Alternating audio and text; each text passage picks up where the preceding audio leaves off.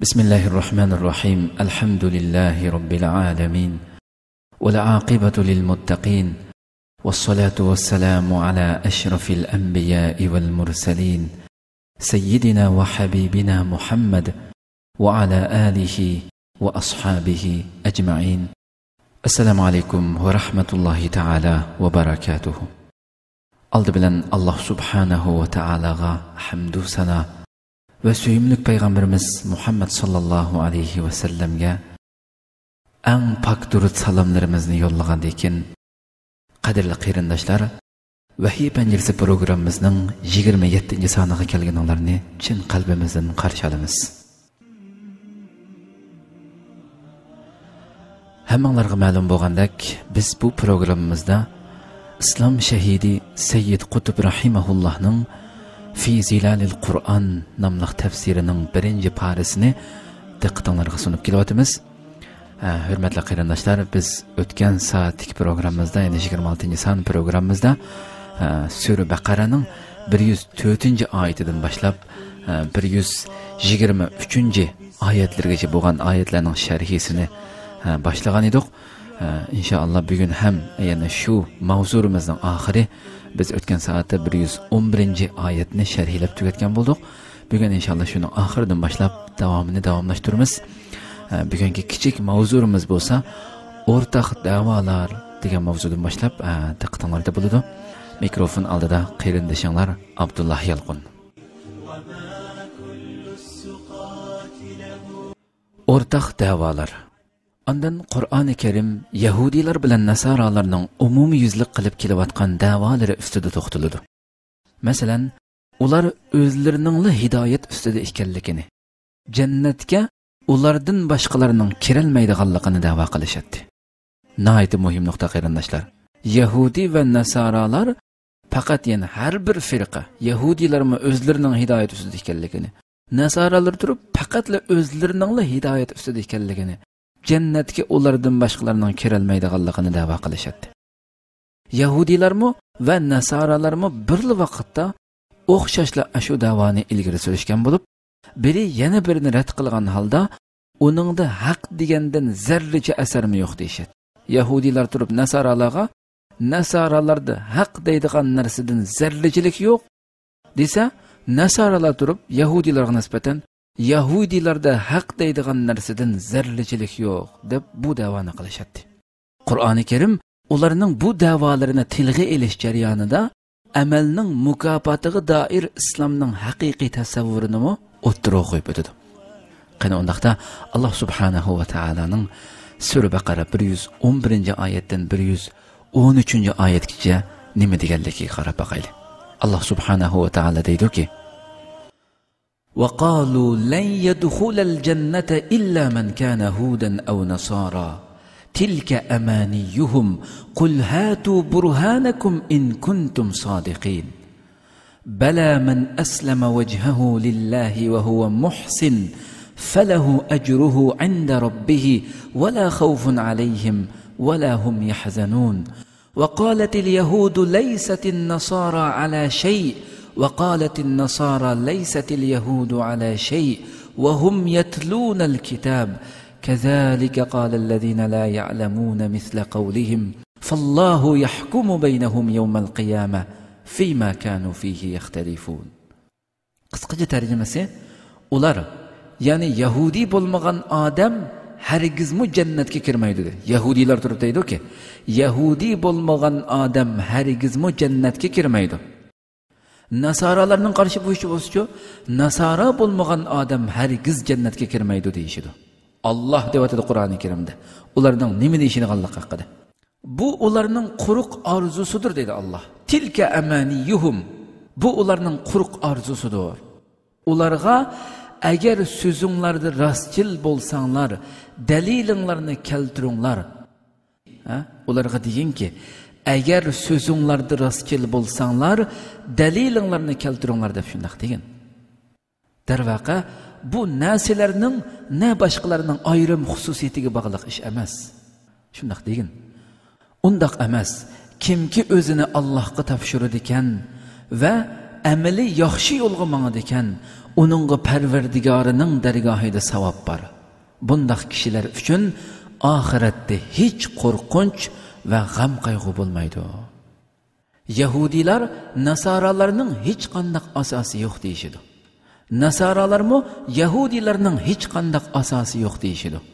Halbuki ular har ikkisi kitob o'qiydi. Hamda kitob ilmi bo'lmagan kishilarmi ular degandek da'volarni qilishidi. Ular mubtalo bo'lishgan bu ixtiloflarga qiyomat kuni Alloh o'zi hukm chiqaradi. Oyatning qisqacha mazmuni bu qarindoshlar. Sharhisi kelsak, Madinada musulmonlarga qarshi maydonga tushganlar Yahudilar bo'lib, xristianlarning Yahudilardek islomga dushmanlik qila oladigan biror muntazam firqasi yo'q edi. Biroq oyatning bayon tarzi har ikkili firqaning da'vosiga o'rtaq raddiya beradi. Yahudilar bilan Nasoralarning bir-biriga deyishadigan so'zlarini naql qilish bilan birga mushriklarningmi ular haqidagi qarashlarini bayon qilib o'tdi. Va qalu lan yadkhulal jannata illa man kana hudan aw nasara. Ular Yahudi bo'lmagan ya Nasara bo'lmagan odam hargiz jannatga kirmaydi deyshidi. Deb Qur'oni Karimda bu xabarni beradi. Endi bu yerda har ikki firqaning da'vosi birlashtirilgan holda bayon qilingan. Qarindoshlarning diqqat qiladigan nuqtasi bu yerda har ikki firqaning da'vosi birlashtirilgan holda bayon qilingan. Vaholanki ularning har biri shu da'voni o'z oldiga ayrim qilishadi. Yahudilar faqat Yahudi bo'lgan odamlar jannatga kiradi desa, Nasoralar faqat Nasara bo'lgan odamlar jannatga kiradi deyshadi. Bu har ikkili firqaning yo'g'on da'volarining hammasi asossiz bo'lib, uning hech bir aqli yoki naqli dalili yo'q edi. Dal mushu vajidan payg'ambar alayhissalomning ularga qilayotgan da'volarining dalilini keltirish haqida do'il e'lon qilishi tavsiya qilinadi.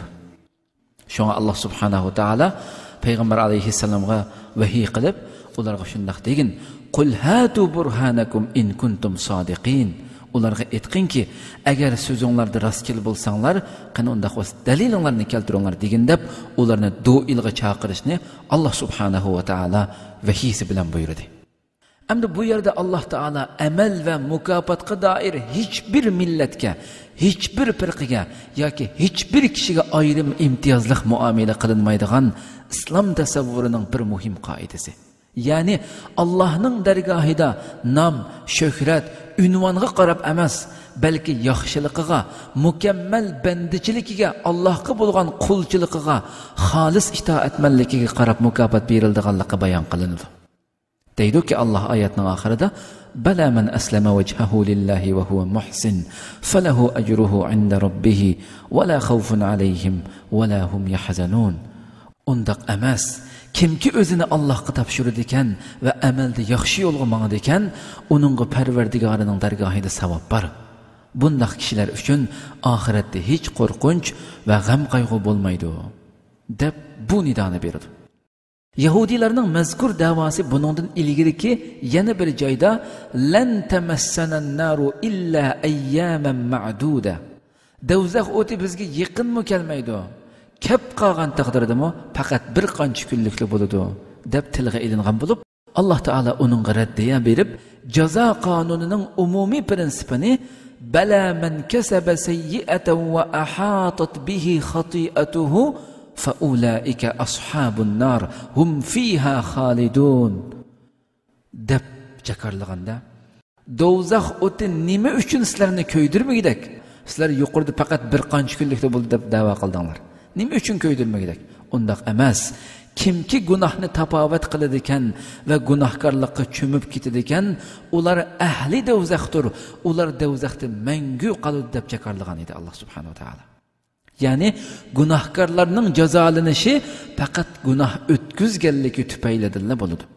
Uningdan boshqa hech narsa jazolanishga sabab bo'la olmaydi. Demak, Allohning dargohida mukofotlash va jazolashning mana shunday bir qoidasi bor. Oyatga qaytib kelsak, bala man aslama wajhahu lillahi wa huwa muhsin falahu undaq emas. kimki o'zini Allohga topshiradi ekan va amalda yaxshi yo'lga mangadi ekan, ya'ni o'zini butunlay Allohga topshirsa, butun ong tuyg'ulari bilan Allohga murojaat qilsa degan bu ilohiy hukmdagi man aslama vajhahu, kimki o'zini Allohga topshiradi ekan degan mushu kichikkina iborada islom dinining eng muhim xususiyati va gavdalik alomati bayon qilingan. Ya'ni inson butunlay Allohga yuzlanib, butun diqqati bilan Allohga berilishi, mukammal rioya va itoatni tanlagan bo'lishi lozim. Ya'ni Allohga ham ma'naviy jihatdan egilgan, ham amaliy jihatdan to'liq bo'ysungan bo'lishi lozim. Islomning eng muhim xususiyatlari va gavdalik alomatlarining birisi shuki, insonning ong tuyg'usi va qalbidagi iymon, aqidasi bilan amaliyati va amaliy pozitsiyasi o'rtasida mukammal birlik mavjud bo'ladi. Qandoqli inson bu maqomga yetadi ekan, uning hayotlik nazariyasi hayotlik dasturiga aylangan bo'ladi. Ana shu chog'da insonning kishiligi o'zining faoliyatlari bilan moyilligi o'rtasida birlikni hosil qiladi. İnsan hayatının o'xshash bo'lmagan jihatlari o'rtasida moslashishchanlik paydo bo'ladi. Shundoq bo'lgandala u mu'min banda Alloh taolaning falahu ajruhu inda robbih va la xawfun alayhim va la hum yahzanun degan bu in'omiga haqliq bo'lgan bo'ldi qarindoshlar. Ya'ni uningga Parvardigorining dargohida savob bor ana shunday kishilarga. Yuqoridagi sifatda qiladigan kishilarga Parvardigorining dargohida savob bor. Bunday kishilar uchun oxiratda hech qo'rqinch va g'am qayg'u bo'lmaydi degan bu mukofot, bu in'omiga haqliq bo'lgan bo'ladi. Ularning ajri Parvardigorining yanida saqlanayotgan, ranj alamlardan xoli, tinch, xotirjam bir dunyo ularni kutayotgan bo'ladi. G'am qayg'u degandan zarracha asarma bo'lmagan rohat farog'at olimi ularga hozirlangan bo'ladi. Jazo va mukofotning bu qoidasi hammaga o'rtaq bo'lib, Allohning dargohida hech kishiga qilchi yuz xotir qilinmaydi va yon besilmaydi. Alloh subhanahu va taolo hammamizni ana shu baxtli mu'minlardan qilsin qarindoshlar. Yahudilar bilan nasoralar yo'g'on da'volarni qilishib, bir-birini uning hech qanday asosi yo'q deb ayblashadi. Mushriklar bo'lsa, ularda mubak haddidan eshib, bu har ikkilisining hech bir asosi yo'q deyishadi. Va qalatil yahudu laysatin nasara ala shay va qalatin nasara laysatil yahudu ala shay'in wa hum yatluna al-kitab kazalika qala alladhina la ya'lamuna misla qawlihim fallahu yahkumu baynahum yawm al-qiyamati fima kanu fihi yakhtalifun. Yahudilar nasoralarning hech qanday asosi yo'q deyishadi. Nasoralarmi Yahudilarning hech qanday asosi yo'q deyishadi. Halbuki ular har ikkisi kitob o'qiydi deydi Alloh. Hamda kitob ilmi bo'lmagan kishilarmi ular degandek da'volarni qilishadi. Ular mubtalo bo'lishgan bu ixtiloflarga qiyomat kuni Alloh o'zi hukm chiqaradi. Hamda bu yerdagi kitob ilmi bo'lmaganlar deyilgani arablar bo'lib, ularning samoviy kitobi yo'q edi. Ular Yahudilar bilan xristianlarning ixtiloflarini, bir-birini tillab haqoratlashlarini yoki e'tiqod qilayotgan xurofotlar bilan behudiliklarini ko'rganda, ularningmi arab mushriklarining farishtalarini ilohning farzandlari deb qaraydigan tasavvurdan oliy biror e'tiqod tasavvuriga ega emasligini his qilishadi. Shunga arab mushriklarmi ularning e'tiqodini kamsitib, Yahudilar bilan nasoralar haqida ular hech qanday haqiqat ustida emas deyishadi. Yahudilar bilan xristianlarning jannatning igdorligi haqidagi da'volarining orqadan Qur'oni Karim ularning bir-birini ayiblashlarini munaqil keltirib, uning qarorini Allohga topshirdi. Fallahu yahkumu baynahum yawmal qiyamati fima kanu fihi yakhtalifun. Ular mubtalo bo'lishgan, bu firqalar mubtalo bo'lishgan bu ixtiloflarga qiyomat kuni Alloh o'zi hukm chiqardi. Chunki Alloh eng odil qozi. Bütün meseleler ahiri uning oldiga boradi. O'zining hidoyatda ekanligini va jannatga kirdiganligini da'vo qiladigan, biroq hech mantiqisi yoki qilgan da'vosining biror dalili bo'lmagan kishilarga kelsak, bundaqlarni Allohning bir taraf qilishiga tashlab qo'yish lozim. Bulardan qutulishning eng yaxshi chorasi shu degandek nido beryapti-da. Yahudilar musulmonlarning qalbida payg'ambar alayhissalomning ta'limoti va buyruqlariga nisbatan shak shubha paydo qilishga, bulishga tirishgan bo'lib, qibla o'zgarish voqeasida ularning ig'vogarchiligi uchiga chiqqan edi. Shunga amdiki oyatning yo'nalishi ularning shu xil razil hujumlari tarafga burilmoqda. Alloh taolo buningga qarata darvaqa bu zo'ruqishlarning hammasi Allohning masjidlarini buzishdan iboratdir.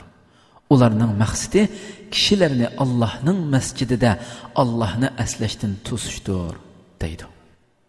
Alloh deydi-ki: وَمَنْ أَظْلَمُ مِمَّنْ مَنَعَ مَسَاجِدَ اللَّهِ أَنْ يُذْكَرَ فِيهَا اسْمُهُ وَسَعَى فِي خَرَابِهَا أُولَئِكَ مَا كَانَ لَهُمْ أَنْ يَدْخُلُوهَا إِلَّا خَائِفِينَ لَهُمْ فِي الدُّنْيَا خِزْيٌ وَلَهُمْ فِي الْآخِرَةِ عَذَابٌ عَظِيمٌ وَلِلَّهِ الْمَشْرِقُ وَالْمَغْرِبُ فَأَيْنَمَا تُوَلُّوا فَثَمَّ وَجْهُ اللَّهِ إِنَّ اللَّهَ وَاسِعٌ عَلِيمٌ. Allah'ның masjidlərində Allah'ның namının yad qılınışını tosqan və onlarını vəyran qılışqa uğrunğanlardan mazalim kişi barmı? Məscidlərə ular faqat qorqqan halda kirişi layiq idi. Ular dünyada rəsva buludu, ahirətdə çoğ azab qılışar buludu. Məşriqmi, məğribmi, həmməsi Allah'nındır. Qaysı tərəfə yüzlənsənglər, şu Allah'ның tarafıdır. Allah hakikaten payansızdır. Allah hemmeni bilgüçüdür. Hem de bu ayetlerinin kıblinin özgürüşüge münasebetlik işkenligi akılga en uygun. Çünkü bu basqışta Yahudiler Müslümanlarını yeni kıblege yüz keltirip namaz okuştan tutuş üçün qattiq tirikçilik ko'rsatmoqda.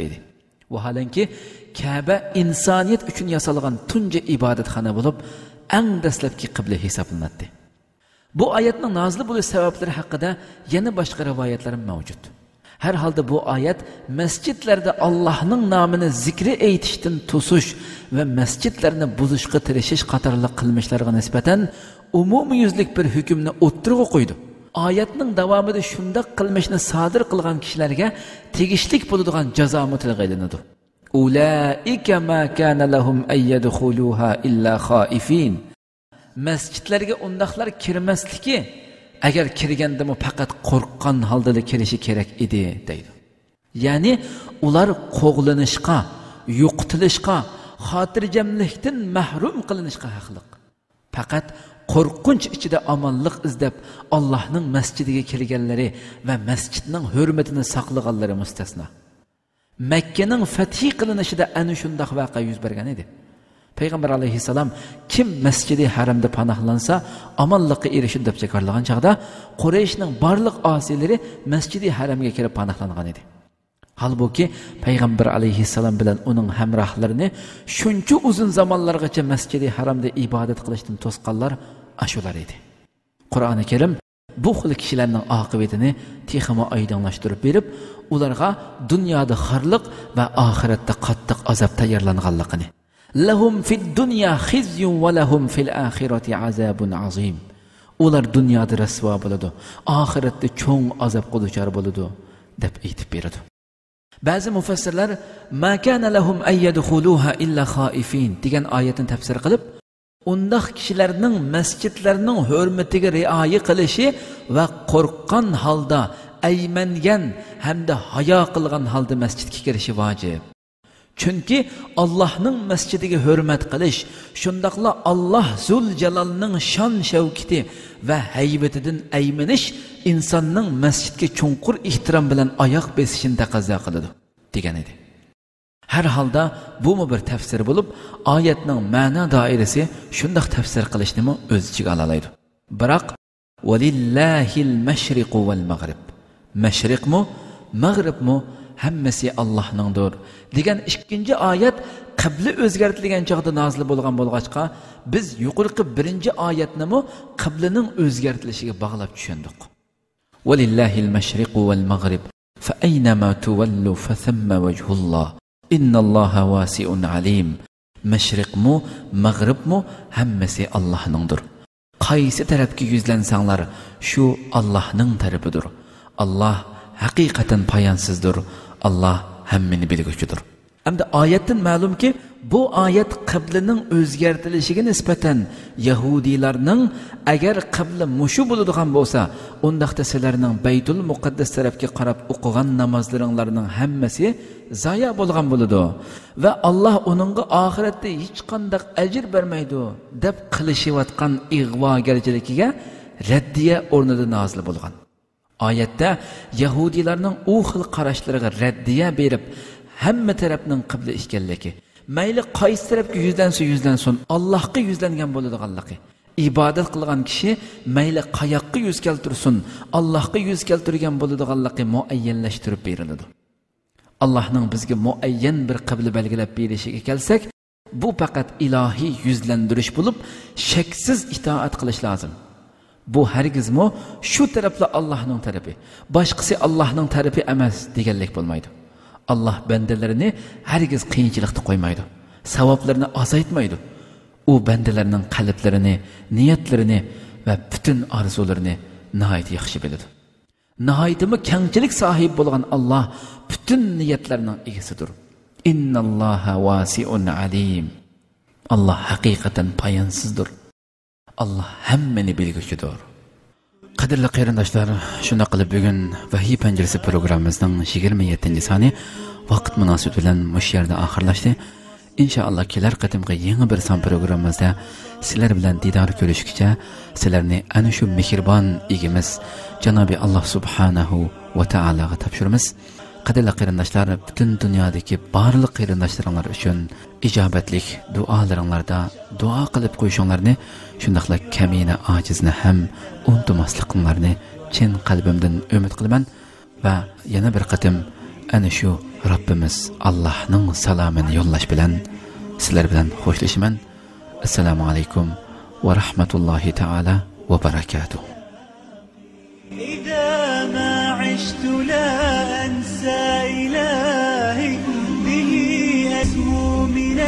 أخرى المراقي يعز علي ترك الحب عندي ولو بلغت بي الروح التراقي تركت جميع خلق الله دوني شغلت عن الخلائق باشتياقي شراب الحب يعرف بالمذاق وما كل السقات له بساق شراب الحب يعرف بالمذاق وما كل السقات له بساق أحب الله عن أدب وصدق ولا أرضى سوى التقوى خلاقي وشوقي قد مزجت به رجائي على خوف فمن خوفي مذاقي ومن عرف المحبة عن يقين حرام أن يميل إلى فراقي وكيف أحب غير الله يوما وليس سواه في الأكوان باقي شراب الحب يعرف بالمذاق وما كل السقات له بساق